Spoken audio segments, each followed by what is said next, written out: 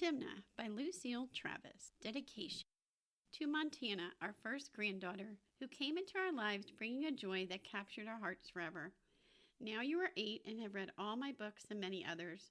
You have even written your own little stories, and I pray that someday you will use your love of reading and all your talents for the Lord Jesus. This new book, set in the days of Noah and the flood, is all about remembering God and His promises to us. He always keeps His word. Like Timna in this story, may you remember that, even in the darkest times, God is remembering you, watching over you. I love you, Montana. Your sweet songs sing in my heart, and I'm sure in God's heart too. Chapter 1. Timna hurried past the market stalls with their brightly colored pottery, scarves, and cloth of every color. Chickens squawked in their crates, pigs squealed and grunted. Great mounds of fresh fruits and vegetables gleamed gold and red and green. It was early morning, and only a few customers stood at the stalls. As Timna passed, merchants called to her, crying out, "Over here, girl, come! You will not find better, and the price is so low. Come see for yourself." Timna stopped at the stall of a merchant she trusted, chose her vegetables, paid for them, and left quickly. Timna's blue headscarf covered most of her face and all of her thick, dark hair. A plain brown robe hid her thin frame. The street of market stalls went on for a long way, and she kept her head down, hoping no one would recognize her. In her hand, she held the basket filled with fresh vegetables for the evening meal. They would be the only fresh things she would see for a long time. Hurrying on to the last stall, piled with cakes of golden raisins, she stopped and spoke softly to the girl behind the counter. "Ifaf, please, I must speak to you." The girl covered her mouth and spoke in a frightened tone. "Timna, you know I'm not supposed to speak to you. Why are you here? Haven't you made enough trouble for us? What if someone from the village sees you? Go away. You don't belong to our family anymore. I can't believe my own sister chooses to live with a madman's family. Crazy Noah, that's what he's called." Ipa's face was flushed and her dark eyes snapped. "People say you are too young to know better, and they blame our father for letting you go. They laugh behind our backs. You have disgraced your whole family." Ipa crossed her arms and held her head high. "The truth is, our father let you go, you, the youngest, for the sake of the bride price. We should have known there would be gossip, jokes, and shame. I, for one, will never forgive you. None of us will. Now just go away." Timna could not stop tears from spilling down her face. "Please, sister," she said. "I am so sorry, Ipa. It is true I am the youngest, but many girls no older than I have been given in marriage. There was no other way for me. I believe Shem and his father Noah. Ipa, the ark is finished. God told Noah to build it to escape the coming flood, and the work is done now. There is still time for you to come with us. You must believe me. Noah is a good man who has listened to God and obeyed him. Please, sister." Timna reached out to touch her sister's arm, but Ipa quickly stepped back. "Oh, Ipa, we are sisters. I cannot bear to have you angry with me.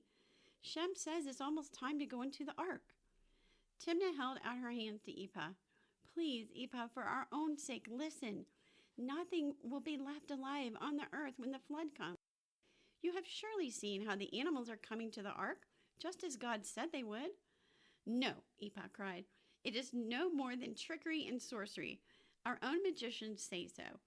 Do you see how many animals and birds pay attention? Only 2 of this and 2 of that can your Noah manage to get into his monstrous box you call an ark. Whoever saw a boat in a wheat field? And whoever heard of a flood? Can't you see how the sun shines day after day?" Ipa tossed her head and lifted her chin. "Soon I am to be married, no thanks to you. And don't even think of coming to the wedding. You will not be welcome." Timna wanted to stay, but a woman from the village was headed straight toward them, and Timna knew what that would mean. With one call, the woman could raise others, and soon there would be mocking, jeering crowds surrounding her, the way they did whenever anyone from Noah's family came to market. Timna hurried away and was soon on the road that led to the fields. She did not look back, or she might have seen a large, thin, ragged dog following several paces behind her. A smaller, mangy-looking dog limped along beside it. Blinded by the tears she could not stop, Timna walked along the familiar dirt path. She had no warning, no time to run from the two rough-looking men from the village who leaped from behind the trees close to the path. One of them grabbed her headscarf, tearing it away. "Who have we here?" he said.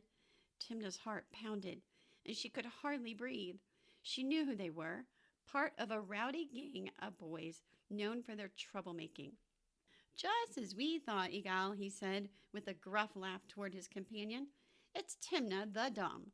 Who else would marry crazy Noah's son?" He laughed loudly. "She could have had me, Zobal, for a price." Timna tried to brush past him, but he grabbed her arm. "Let me go. I've done nothing to you. Get away." She struggled against her captor's hold as she kicked him sharply in the leg. With a curse, Zobal let go, but before Timna could run, he swung his fist hard, hitting the side of her face. "You'll pay for that," he said. "Grab her," he ordered Igal. But as Igal reached out to grab Timna's arm, several things happened at once. With all her might, Timna flung her basket at Igal's face. Fruit and vegetables flew everywhere. At that instant, two wild dogs, growling fiercely, leapt into the battle. The smaller dog sunk his teeth into Igal's leg, while the other went for Zobal's throat, knocking him back against a tree. Zobal swerved and shouted, "Get away, you!" Grabbing a low-hanging limb above him, he kicked at the large dog, then swung himself up into the tree. Below him, the dog leapt and nipped at his heels, growling. Zobal pulled himself onto the next branch, well away from the fierce animal. Timna ran as she did not look behind her. Her breath came in great gulps, but she did not dare slow down. If only she could reach the work site near the ark, someone would help her. Igal, trying to shake the smaller dog from its grip on his leg, shouted for help. "Do something, Zobal," he screamed. "Throw something." Yanking at a dead limb above his head, Zobal freed it and sent it thudding against Igal's attacker. The dog whined and ran off, limping into the trees. Igal wasted no time getting himself into the nearest tree. After a moment, the big dog, still guarding Zobal's tree, gave a deep growl and ran off in the direction of its companion. There was no more sign of the dogs, but Zobal and Igal waited for a while before they climbed down. This time they armed themselves with stout sticks and pouches full of sharp stones before they headed back to the village. Hidden in the tall grasses of a nearby field, Mangy licked her side where the stick had hit. Beside her, Thief listened for sounds of danger. "You all right?" he asked. "Yes," Mangy answered, "and I seem to have run out the cramp in my leg that kept me limping." She licked her left leg and then rested her chin on her front paws. "Wasn't she a bold young thing to stand up against those two bad ones?" Thief gave a low growl. No one is safe on the roads these days, not humans or dogs. Mangy looked at Thief. "You were brave back there to leap at that tall one, but I do not think you would have bitten his throat." She waited for Thief's answer. Thief hung his head. "The Creator has forbidden us to take a human's life without paying for it with our own. I only meant to frighten him." Mangy touched Thief's paw lightly. It was a brave act. Thief rose to his feet and shook the dust from his coat. "Couldn't help myself," he said. "And something else I can't explain is this thing called the flood that the man called Noah warns is coming soon. We've seen how the people in the marketplace mock him and call him Crazy Noah. But inside me, I know his words are true. He says the Creator is about to bring judgment that will wipe the earth clean, and the time is coming soon." Thief looked mournful. "Only those inside the ark Noah and his sons are building will be saved when it happens. The flood will leave nothing on the earth alive." Mangy rose to her feet. With a soft bark, she said, "The Creator must surely be angry then. When I was a small pup, I heard the story of a long time ago when humans and animals lived together in peace. There were no fights, no cruelty, no greedy, drunken masters, no robbing or killing like in our world now. How could the Creator not be grieved to his heart to see his beautiful world so full of evil?" Her voice grew even softer. "How could he not wish to cleanse it?" She shook her dusty coat. "I would like to see the ark before we die." Thief said nothing as they trotted back to the end of the road. His plan was to do far more than merely see the ark.